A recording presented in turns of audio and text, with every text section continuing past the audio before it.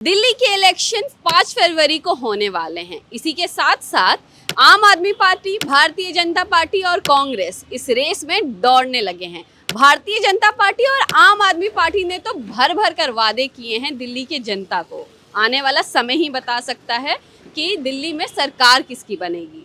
आज हम आ गए हैं दिल्ली में अलग अलग ऐसे लोगों से मिलने जिनको सरकार ने वादे किए थे। एक स्कीम आई थी बिजनेस ब्लास्टर्स नाम से दिल्ली के स्कूलों में।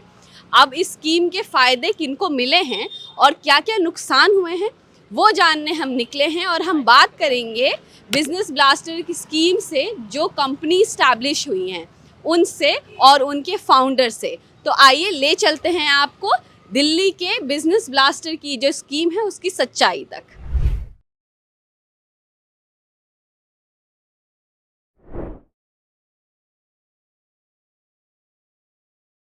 आज हमारे साथ दो यंग को फाउंडर्स खड़े हैं। इन दोनों ने अपनी कंपनी की नींव डाली थी बिजनेस ब्लास्टर स्कीम से। तो आइए जानते हैं इन्हीं की कहानी, इन्हीं की ज़ुबानी। तो बताइए हमें कि आपने अपना सफ़र कैसे स्टार्ट किया था। हम लोगों को स्कूल में ये पता चला था कि ये बिज़नेस ब्लास्टर स्टार्ट होने वाला है, तो उस टाइम हम लोगों को ये भी नहीं पता था कि हमें क्या करना है, कैसे करना है। तो मैंने कॉमर्स ली थी, तो मेरा ये था कि लाइक थोड़ा बिज़नेस में मेरा था कि मेरे को करना है आगे जाके, क्योंकि लाइक उसमें मनी होता है, मनी के रिलेटेड थिंग्स होती हैं। सो जब मेरे को ये पता लगा ये स्कीम आ रही है, तो मैंने इससे रिलेटेड बहुत चीज़ें सर्च की कि हम क्या कर सकते हैं, कैसे कर सकते हैं। सो लाइक मैं उत्तराखंड से हूँ, तो मेरे को ये पता है कि मतलब लाइक उत्तराखंड में बहुत तरीके की खाद डाली जाती हैं एंड लाइक बहुत चीज़ें होती हैं। तो मेरे को वहाँ से आइडिया आया कि हम लोग एक चीज़ बना सकते हैं जिससे लोग एक ही बारी में डालें और उनको बहुत सारी चीज़ें ना डालनी पड़े। क्या टारगेट है आने वाले 5 साल में, क्या करना है? सबसे बड़ा पहला टारगेट तो यही है, इस कंपनी को एमएनसी बनाना है, एक बहुत बड़ी कंपनी बनाना है इसको। उसके साथ साथ हमें मतलब सबको पता होना चाहिए what is glorious green. Her cheese sustainability की तरफ जानी चाहिए, केमिकल्स का यूज़ एकदम मिनिमम होना चाहिए। आपने सोच देखी, आज के जो युवा को फाउंडर्स हैं उनकी सोच बहुत आगे तक जा रही हैं। बहुत सारी योजनाएं सरकार भी दे रही हैं इन्हें। ये खुद भी क्राउड फंडिंग से और खुद की मेहनत से आगे बढ़ रहे हैं। हम आपको और भी ऐसे ही युवाओं से मिलवाएंगे। बने रहिए, देखते रहिए ये वीडियो। पहले जो एक पेंटिंग का दायरा था वो रंगों तक सीमित था बस।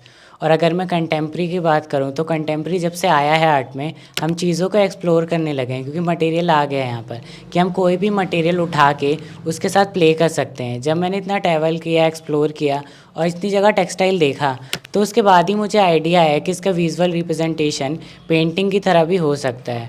और अपने इंडिया का टेक्सटाइल इतना सुंदर है, सब प्रिंट्स इतने सुंदर हैं, तो मुझे प्रेरित करता है कि मैं इसमें काम करूँ। इन्होंने वेस्ट से ये सारी चीज़ें बनाई हैं। तो मैंने सुना था कि वेस्ट से वंडर बन सकता है, मगर आज मैंने देख भी लिया और आपको भी दिखाते हैं। आपको ये अपनी पेंटिंग दिखाएं। तो ये कैसे बनी है? क्लोज बनने के बाद जो भी कटआउट्स निकले उसके मैंने फ्लावर के पैचेस कट करे और एक वुमेन की शेप में मैंने एक फ्लावर पॉट दिखाया है इसमें। ये एक आर्ट फील्ड के मशहूर कलाकार का काम है जिनका नाम है विंसेंट वैन गॉग। ये पेंटिंग स्टेरी नाइट के नाम से काफ़ी मशहूर है। उनके काम में दरअसल एक तरह के पैचेस होते थे, वो ऑयल पेंटिंग में काम करते थे। ये तारों भरी रात एक सीन है, तो उसी को मैंने फैब्रिक के थ्रू कटआउट्स करके ये पूरा सीन क्रिएट करने की कोशिश करी है। तो जैसे कि आपने देखा कि आज का हमारे देश का जो युवा है वो अलग अलग तरीके सोच रहा है जिससे वो आगे बढ़ सके। तो हम अब आ पहुँचे हैं शाहिद की फैमिली से बात करने। आइए जानते हैं कि शाहिद की मम्मी का क्या कहना है, क्या कहना चाहेंगे इस पे आप? इस पे मैं बहुत खुश हूँ कि मेरा बच्चा आगे बढ़ा, कुछ एक नया सीखा उसने, तो और आगे ऊंचे वादे पे पहुँचे।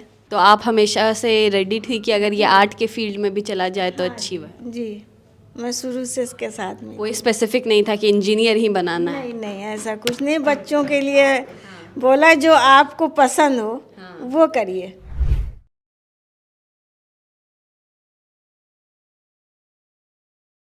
अब हम आए हैं नीतीश की कहानी सुनने।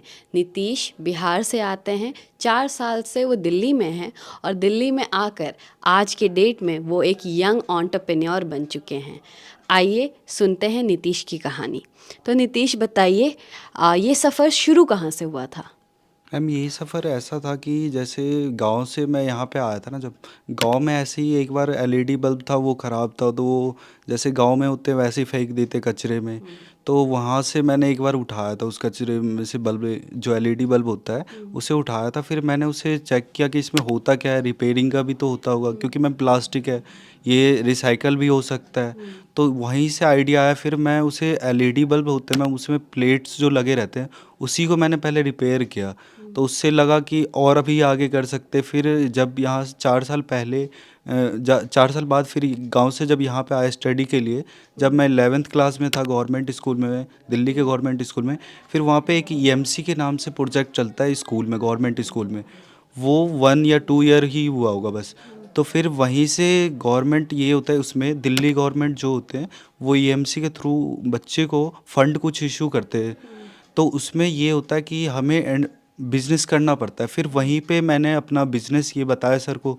सर बोले बहुत सही है, फिर आगे आप करो इसके बारे में। फिर हम आगे करते रहे, फिर इसी से सफ़र हमारा शुरू हुआ। और अब आप कहाँ पहुँच गए हैं? ऐसे है कि अभी अच्छे से पैसे हर महीने कमा लेते हैं, अपना खर्चा तो चल ही जाता है मैम, फैमिली वाले को भी सपोर्ट कर देते हैं। तो ये इसका जो आइडिया आपको आया था, अब इस आइडिया को कहाँ तक ले जाने का सोचा है?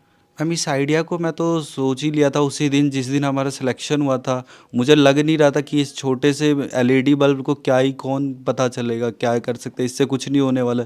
लेकिन मैम हिम्मत रखते हुए, अपने आगे करते हुए इस बार भी सिलेक्शन हो गया। उससे बहुत ज़्यादा मोटिवेट हुआ मैं।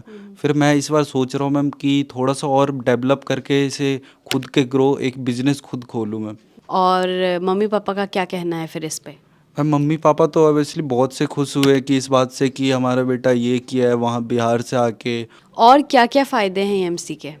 मैम ईएमसी के बहुत फ़ायदे। अभी तो बच्चे को मैम आप किसी भी स्कूल में जाओगे तो इतना अभी पता नहीं चल रहा, क्योंकि अभी 2-3 ईयर हुए हैं मैम अभी आए हुए ईएमसी का। लेकिन जब अब पता चल रहा है मैम कि जैसे इस बार हमें 7 कॉलेज मिला है, और वो बहुत से ऐसे बच्चे होते हैं जो जेई नीट देते हैं। एनएसयूटी मैम बहुत बड़े कॉलेज है द्वारका सेक्टर 3 में, वो कॉलेज हमें अलॉटेड हुआ है, वो भी विदाउट एग्जामिनेशन, सिर्फ जाके वहाँ एडमिशन लेना है हमें। गवर्नमेंट हमें पैसे देते हैं मैम, उससे रोज़गार कैसे, ये नहीं, गवर्नमेंट ये कहता है कि तुम नौकरी नहीं करो, तुम नौकर मत बनो, नौकरी देने वाला बनो।